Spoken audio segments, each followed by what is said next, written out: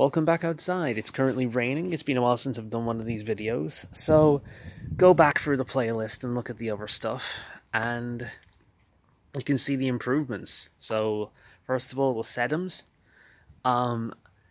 This looks like it's being picked at by the magpies. Unfortunately, as you can tell from here and this little bit here, these recently have not been as effective as they were. So they've stopped working. They've got wise to the fact that nothing's going to happen to them.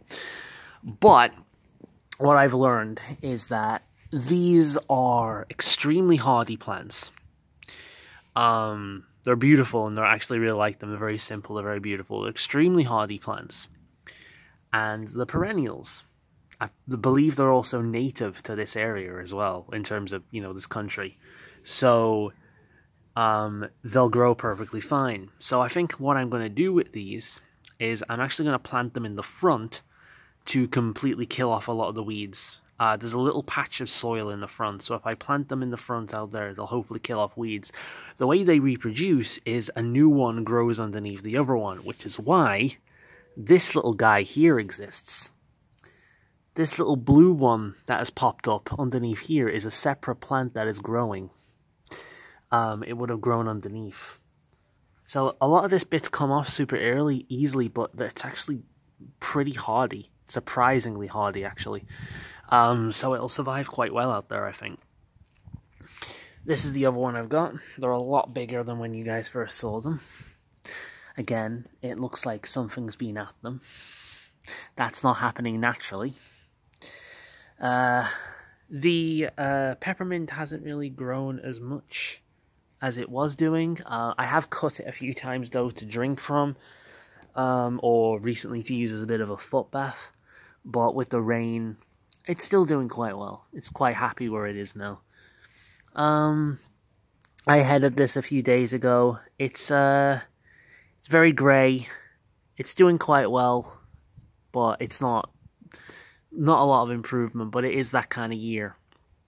Time of year now where we're getting into winter, so things are starting dying off.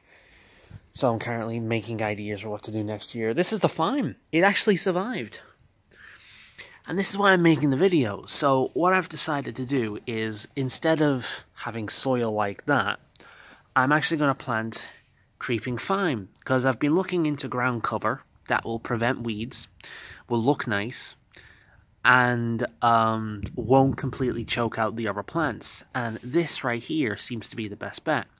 I like it. It's not very intrusive. It has these nice flowers pop up every now and again. It's very simple looking. It's nice. It'll go with anything. So if I get a few of these and I plant them in integral parts, it'll hopefully take over this soil area. And then all I need to do is basically dig down into it and remove it when I want to plant other plants. Remove a bit of it and kind of give these new plants room to breathe. And it should do quite well. And that's the goal anyway.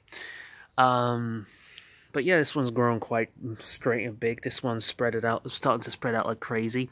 I know you shouldn't really put lavender in the ground, but what I'm thinking of doing is I'm thinking of moving this in the center, hopefully, getting another rose bush for that side, and then looking into other perennials that will last furthermore.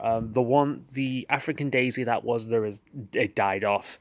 This one that looked like the magpies had completely destroyed it actually came back and bloomed quite well for a while. It was full of like bright orange flowers, but I've headed a bunch of them, and of course because of the time of year, a lot of them, they're not blooming as much. This one was peed on by a cat in the area, so that's gone down a little bit. But what I love about snapdragons is they're extremely popular with bees. In fact, I think the reason why this one did so well, but that one over there didn't, is because it was right next to them. So the bees would come across, they'd do their thing, and then they'd move on to the next one.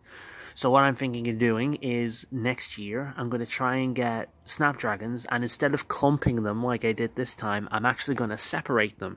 I'm going to have one or two in like here, here, here, here, here, all the way down, and that will be a constant draw for bees to pollinate and then pollinate the local the flowers near them. So that's the idea behind it. So that's what I'm going to do. So a lot of these plants, I'm pretty much getting ready for them to die off. Snapdragons can survive this area. They can. They might not, but they can. So if they do survive, then fantastic. I'll just pull them up and I'll replant them. That's the goal, anyway. The rosebush is spreading and growing quite nicely. I've had to prop it up a little bit there. This pot pond is doing quite well. I'm not going to lift this off because I actually have barley hay underneath it to prevent the spread of algae. But if I move this aside just a little bit, you can actually see now how well the plant's doing under there. And actually the plant has connected itself underneath this oxidizer. So the plant is completely taking over there and it's doing really well. And I'm hoping at some point to find some way of finding something that can go in the pot and out. So I'll have like this little connection up here for wildlife to actually get in there. I've got some duckweed at the top, and it looks nice and pleasant and just nice. So yeah, like a little bit of a wild area. I still have plans for blocking this area off and making this back here into more of a wildlife area. That hopefully won't attract rats, but we'll see. But I've just not gotten around to it same with the gates here. I've just not done it. The dogs have actually been behaving really well, so I haven't done it, but I'm planning on doing it at some point. But yeah, so now it's just a case of seeing which one of these survive. Now the peppermint is actually coming indoors, as is the white lavender, because I don't know how well it will survive, but I do have a I do have a UV light, like that, you know, gives it the sunlight it needs. And in fact, up in the window up there at night, you'll often see it glowing glowing purple. So there's a few people have made the jokes that it looks like I'm growing weed up there. But it's because I've got a bunch of succulents on the windowsill up there. But I'll bring that down, I'll plug that in, and I'll bring these indoors on like a drainage system. So when I'll water them with the same spray bottle I use for my beard, and I'll put them on this drainage thing. So when I water them, the water goes through. It won't flood my carpet or my floor. I don't have carpet. It won't flood my floor. So that's the goal. So then these two will come in. They should survive. But I don't want to chance it. So these two are coming in. I'm keeping them indoors in the warmth. I'm putting them under a UV light because they're my babies. They're the ones I really want to survive because I absolutely love them. And I wasn't intended on getting these. I wanted lavender. I wanted a bunch of these flowers that I have here. But the sedums I didn't intend on getting. I just saw them and really liked them. So I got them. And they've grown really well. Although I do prefer this one, mainly just because it's nicer to look at. This one looks like it's been stomped at like crazy. Some of that is by actually being stomped at by birds, but the other part of it is just the way it grows. Its foliage tends to be top heavy, so then it folds over. It's like it's writhing. But yeah, I'll bring these in. They'll go under a light and see how the rest of them survive. Lavender is super easy to get. So next year it'll be. So these are staying like this over the winter. And next year I'll start moving things around once the weather warms up again. Because obviously this is going to be a dangerous time to start moving things around because it won't survive. So once the weather stops warming up again, then I'll dig that up. That can go in the center. I don't think that'll survive. If it does survive, I'll move it somewhere else. The lavender can go in the center. I want a rose bush here and a rose bush there, and then I'll look into other perennial plants that I can have this year. I've got a few ideas of what I want. I don't want anything too big. I don't want anything that takes over. Now the rose bush is an exception to that, but I can easily trim that down. That's no problem.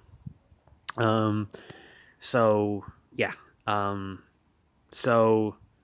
And then snapdragons, plant them in, separate them in integral parts. So it doesn't look so kind of like flung together. It looks more organized. And that's the goal. So yeah, it's the upgraded part of the garden. I've not done one of these for a while, but I'm really, really happy with how things have gone so far. It's been a learning process. I'm brand new to this hobby. It's been a learning process, and it's been slow going, but yeah, I'm quite happy with what I've learned and what I'm going to be doing, and I've got a better idea of what I want next year. I also wouldn't mind getting a few hanging baskets or one of those like set of stairs that you put pots on. I'm getting like herbs that you can actually eat. I want them off the ground because a lot of them are attractive to slugs.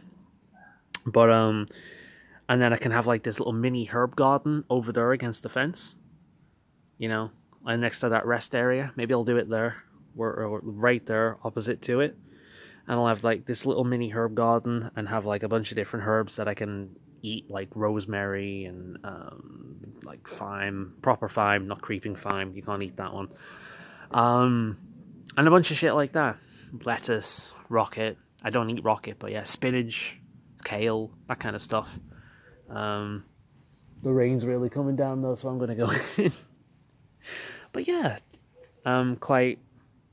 Yeah, it's been exactly kind of what I needed to kind of like work on something and process something, whilst well, you know, I lost my mother. It's the exact kind of meditative thing I needed, where it's rewarding watching things grow, like taking care of things, seeing the result of your work. It's relaxing, but it's also exercise. And this was the last part of the house that my mother had yet to do up. So I thought, right, well, I'm making it mine. You know, I'm doing it in her own honor. In fact, if I go back here, we have this little area. Now, we originally got this for Rosie. We originally got it for Rosie, our late Yorkshire Terrier. But it's kind of doubled up now as a memorial to her as well. So we got a bunch of fake roses in there. And, yeah. There's also, I've got a memorial of a dog with wings that we were going to put the ashes in. But I think I'll just bring it down and put it here instead. But yeah. So it's been everything I needed doing this garden stuff. It's been therapeutic. It's been active. But it's also been relaxing and rewarding and just everything. So, certainly a new hobby I'll be keeping on with. Because it's not like a hobby like video games, or I enjoy it, but it's not very good for you. It's a hobby that is actually like physically and spiritually rewarding as well. So, anyway, see you guys next time.